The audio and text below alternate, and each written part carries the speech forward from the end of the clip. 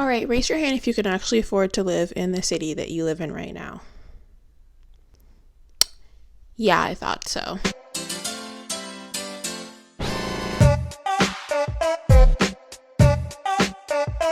Hey guys, welcome back to my channel. If you're new here, hi, my name is Zhariya Smith and I typically make commentary videos just like this one. Today's candle is lava, and I guess let's just get into today's video. So before I start, I just want to say that yes, I am wearing makeup. I don't know why I had the sudden urge to put on makeup today, but here we are, makeuped and all. Also, today's video is gonna be a little bit less informative, kind of more of like a rant, because I like to complain about things sometimes, you know, and I feel like this is my channel. I can complain about things when I want to, but recently I had the dream, the thought, which was all it ended up being, was that I was going to move out of my home with my mom. I love her very much, but I just kind of want to be on my own, you know, and came to the shocking realization that I could not afford to live where I live. Even in adjacent areas, I could barely afford to even live in the hood, which is generally an area that's just high in crime and something that I personally would prefer to like not live in.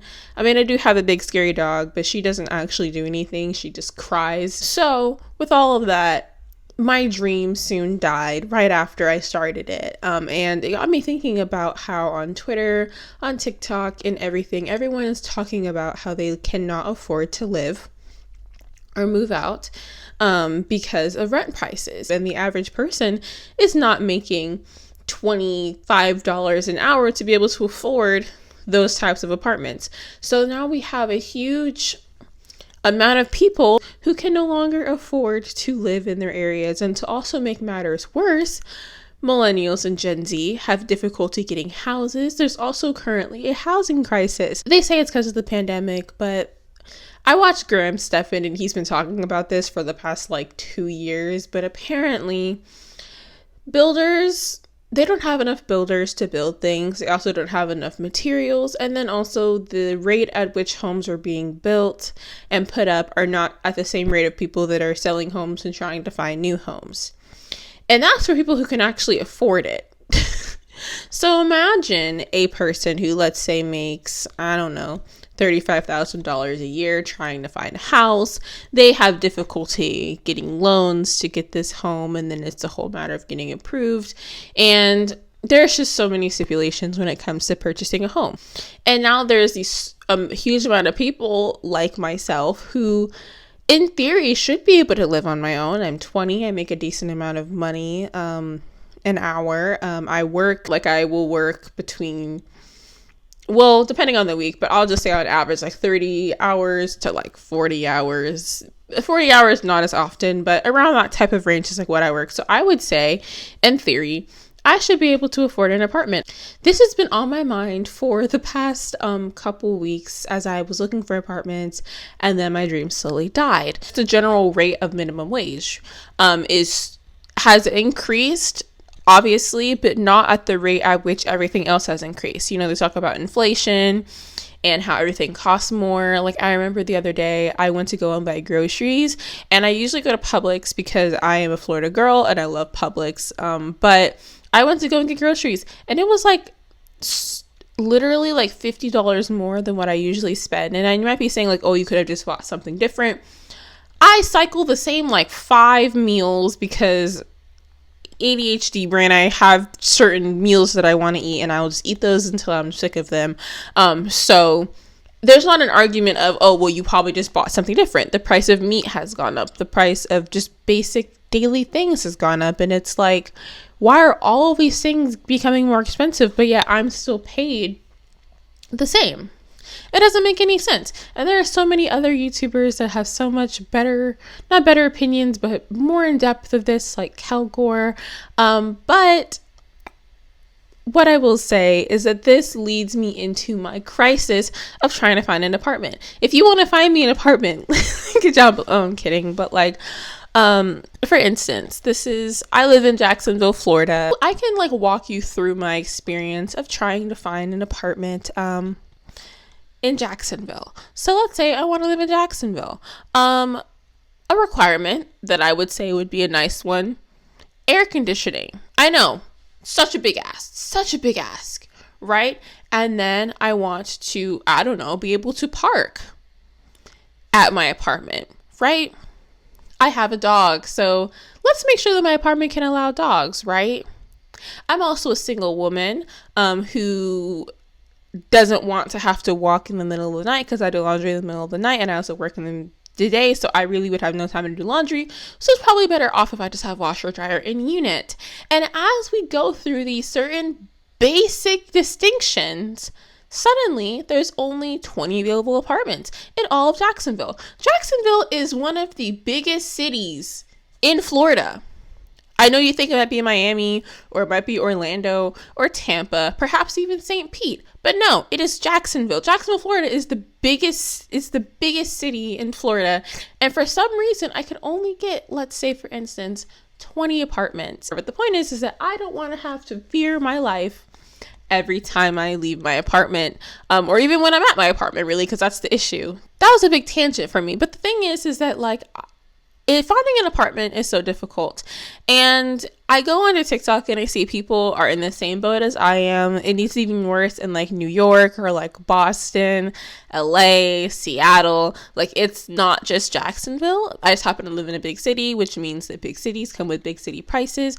Though I don't know why anybody would want to live in Jacksonville on purpose if you don't go to like UNF. But that's neither here nor there. And this gets me into the next thing I wanted to talk about, which was I kept on seeing on TikTok, was alternative housing situations.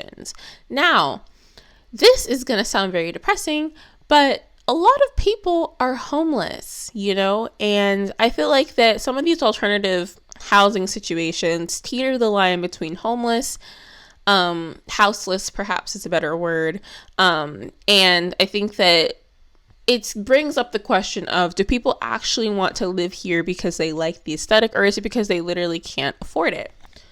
So like, obviously, for instance, tiny homes. Tiny homes are very expensive, I would say. Like, for instance, if you have a spare $100,000 to make a tiny home, then yeah, go ahead, because it is going to be cheaper than getting a, 4-bedroom house, and there are so many amazing tiny homes that are also more expensive than houses, because there are these little companies that love to take the idea and then make it so bougie and expensive, and some people will pay that. Tiny homes are one thing, right? But then we go down the list. What I kept on seeing on my TikTok was barn dominiums. Barn dominiums have been all over my TikTok, and I've been seeing so many people talk about, like, my electricity bill is only $100, and this is my 5-bedroom barn dominium. And they're really popular in Texas because, Texas is Texas.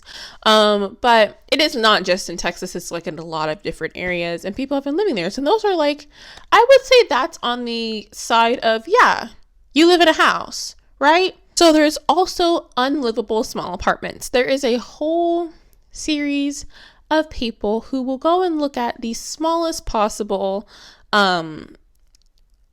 apartments and houses and be like, look at how small this is, and like, look at this 100-square-foot Japanese apartment, and it's like, that in my opinion is unlivable. Even if you are just one person, my own personal bedroom is probably, I don't know how square footage works, but I would say like 200.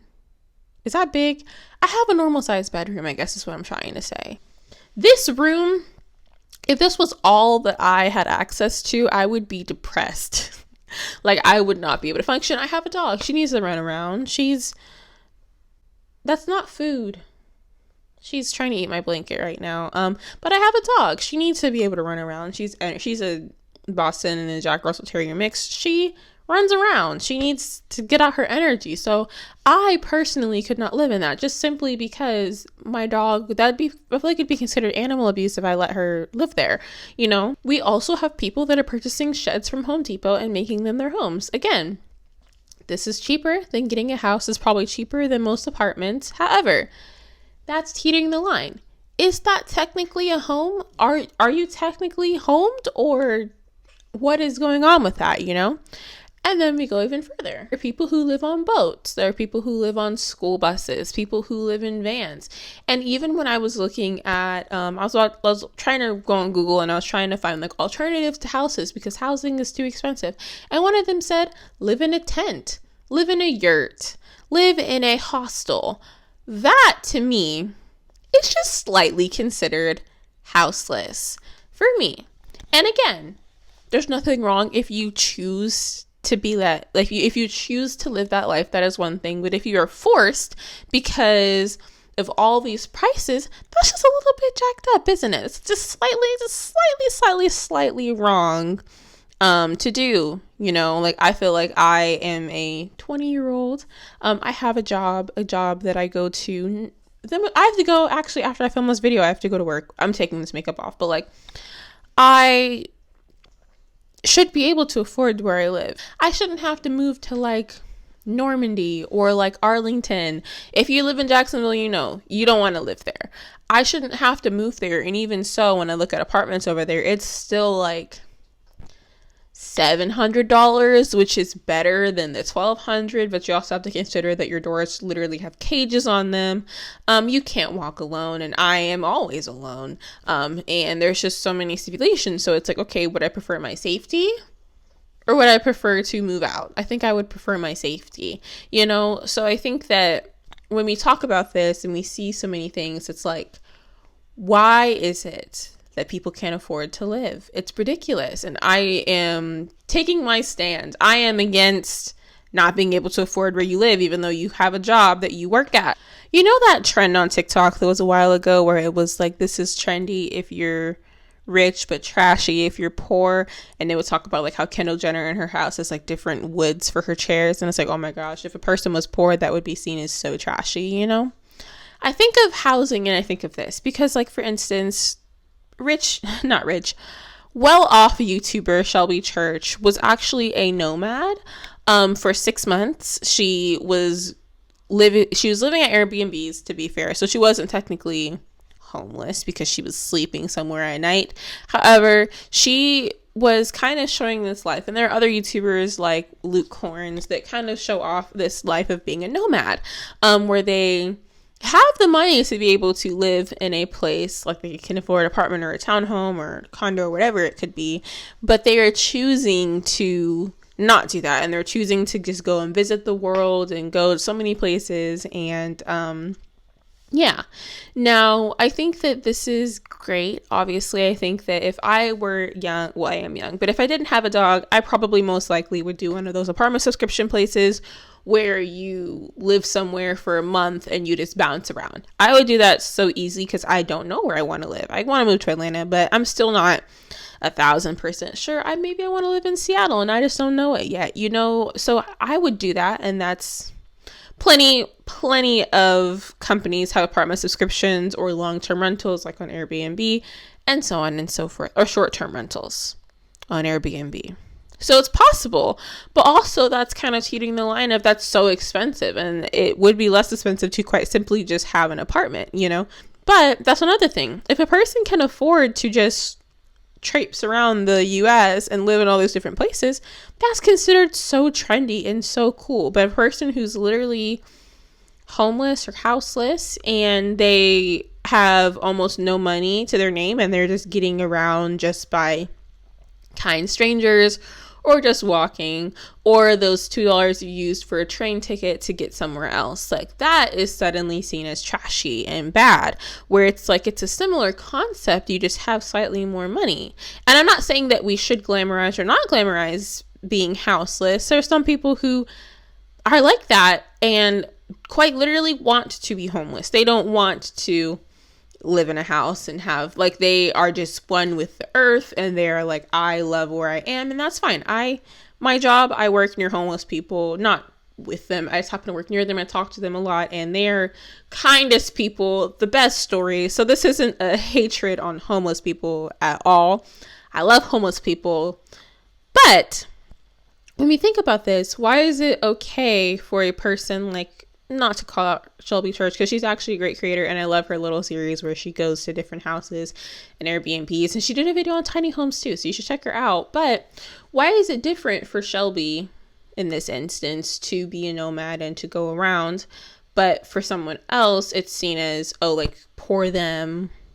It's so sad for them, living in a tiny home. That's so cool if you're rich and you have like a decked out tiny home that's like 800 square feet and it has all the bells and whistles. That's so cool, right? But then what if a person has, let's say, a tiny home, but it's tiny because that's all they could afford, and there isn't a kitchen, there isn't, like, I literally was looking at apartments on like this one website in Jacksonville, and there was one apartment that was 356 square feet, and you think like, oh, it's going to be a cute little tiny home. No, it didn't have a stove, it didn't have a fridge, it didn't have a microwave, basic things that you would assume a person would need, like being able to eat. They didn't have air conditioning. There's just so many things. So it's like a person, and I'm sure when I go back on the website and look, that apartment is probably going to be gone because apartments are going like crazy right now. People are settling for a lot less. But the thing is that is not livable. At least for me. I think that this just is my general question, and this is what I was generally upset about when I was looking at my things, is just like, I am so grateful that I have a mom that I can live with, or I have a sister that I could live with, or I have other people that in my life that I could potentially live with if I needed to, rent free, and there are some people who don't get that choice, and I am happy that I do have that choice, but I'm also upset because it's like, there are so many people in a similar boat to me, but don't have that support system, and I think that while these trends, nomad life, van life, literally is so cool, and I'll see videos trending on the homepage and I'm like, oh my gosh, that looks so cool, I would love that. Not for my dog, but if I feel like 9 times out of 10 I see something and I'm like, oh my gosh, I would love that if I didn't have a dog. I would never get rid of her though, so don't think that. No, she's my baby. But I think about these things and I'm like, that would be so cool, but I'm like, wait a minute, but this is like almost like Tiffany Ferrick made a video called like dystopian real estate content, and she briefly touched on this, but it feels very much dystopian. Like, it feels like I'm going crazy. Not crazy, but it feels almost like the system is broken, I guess is what I'm trying to say. Yeah, that's what I'm trying to say. The system is broken and I'm upset, and it's just, oh God, it's just so depressing. I don't know. I guess that's it. If you guys like this video, make sure to give it a big thumbs up because it helps little channels like mine. Make sure to also subscribe to me if you would like to, because that would be nice. I'm like really close to getting 7,000 subscribers. So if you want to help me get to 7,000, that'd be pretty cool. Make sure to comment down below your opinions on the housing crisis or renting, or your experiences with van life or nomad life or anything like that. I'm actually genuinely curious if you decided to do that or you were forced to do that. I love a good story, so if you want to tell me yours, comment down below or DM me on Instagram or Twitter. I will respond, most likely. But yeah, so I guess that's literally it. So make sure to stay happy, stay healthy, and stay safe, and I will catch you guys on the next one. Bye, guys.